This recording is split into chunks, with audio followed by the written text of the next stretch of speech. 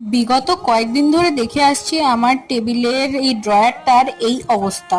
তো এটাকে দেখে তো আমার যাচ্ছাই লাগছে, তো কি করব, আজকে এটাকে ফাঁকা টাইম পেয়েছি বলে পুরো আজকে এটাকে ক্লিন করব বলে ভেবেছি, জানি না কতদিন ক্লিন থাকবে। তো আমি সমস্ত কিছু বার করে, এদিকে দেখো এখানে একটা ছড়ানো ওখানে একটা ছড়ানো, কিন্তু যখন কাজের টাইম হয় তখন এগুলোকে পাওয়াই যায় না। তো একটা একটা করে ভালো করে সেট করে রাখছিলাম, আর আজকে এসে সবাই দেখবে যে আমি কেমন বুঝিয়েছি।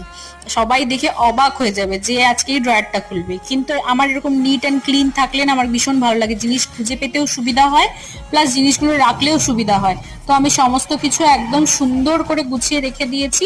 তোমরা তো জানিও আমাকে আমি গুছিয়ে গিয়েছি কেমন করে, কারণ আমার তো মনে হচ্ছে আমি ঠিকঠাকই গুছিয়েছি।